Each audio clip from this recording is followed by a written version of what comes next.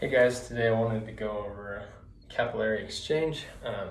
So to jump right into it, right here we have an epithelial layer or your membrane of your capillary, and we're basically discussing how fluids move across the membrane, as well as gases, etc. So like we can exchange nutrients and waste between our arterial end and our venous end. So on this left side, we're going to have arterials, and on this right side, we're going to have our venous side. Okay, so we're going to expect things to go out on the venous or on the arterial side and in on the venous side. So a couple terms to go over. We have ICOP, BCOP, which refer to osmotic pressure, and then hydrostatic pressure and interstitial fluid pressure. And so ICOP and BCOP will always go together because they're dealing with osmosis. Then hydrostatic pressure and interstitial fluid pressure are just pressures of these different fluids within different compartments. So those two will always go together. So some of our values right now, we have ICOP and BCOP. ICOP stands for interstitial colloid osmotic pressure, and BCOP stands for blood colloid osmotic pressure. Colloids are kind of like albumin. They stay within their compartments. They're too big to cross this membrane, so those won't diffuse, but they will draw water across depending on the concentration of solutes. So let's look at this one, ICOP and BCOP on the arterial side. You have 8 for ICOP, which is 8 meaning we're pulling water out of the cell or out of this capillary, and 28 on the inside, meaning we're pulling water into the capillary. So between these two, 28 pulling in and 8 pressure pushing out or pulling water out,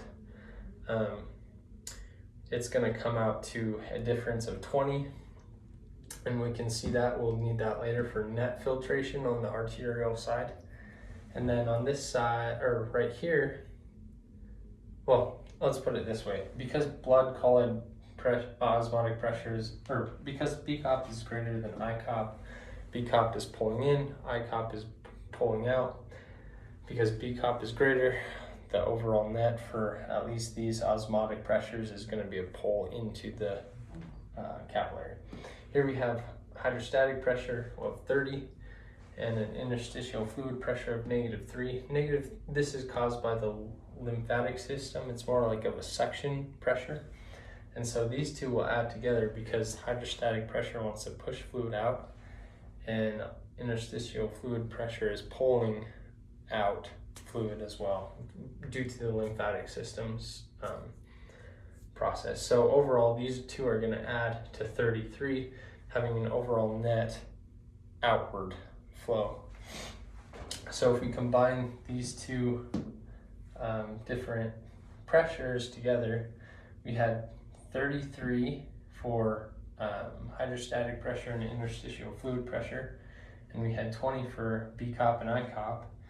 If we have a net in for BCOP and ICOP and a net out for hydrostatic pressure and interstitial fluid pressure, that means we're going to have a net filtration of 13 millimeters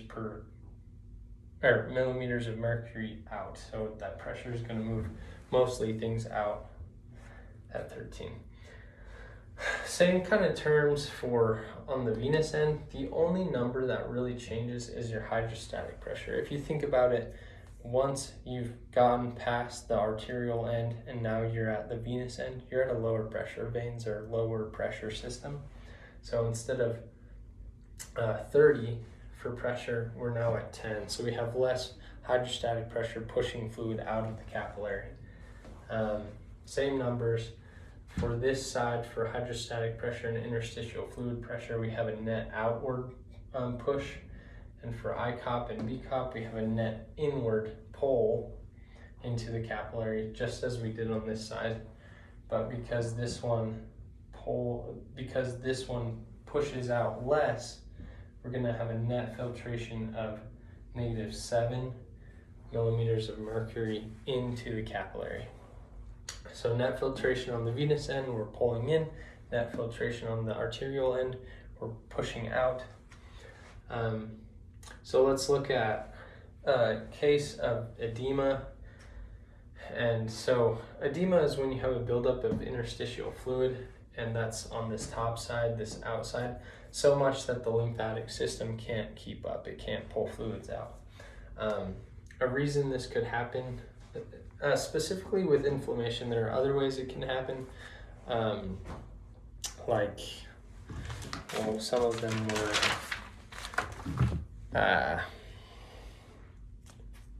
just if you have damage to the cell, then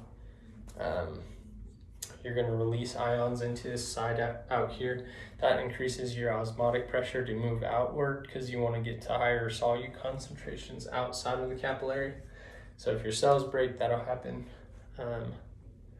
Hydrostatic pressure, if this increases, like your heart pumps with a great pressure, you're going to push more fluid out on that side, and that can build up out. And then if we block the lymphatic system, we're not sucking any fluid out, and more is staying in that interstitial space. And so if you're not sucking it out, then it's just going to stay there. So let's move on to inflammation. And say you break some cells, or they're inflamed. This is going to cause a release of histamines from the cell.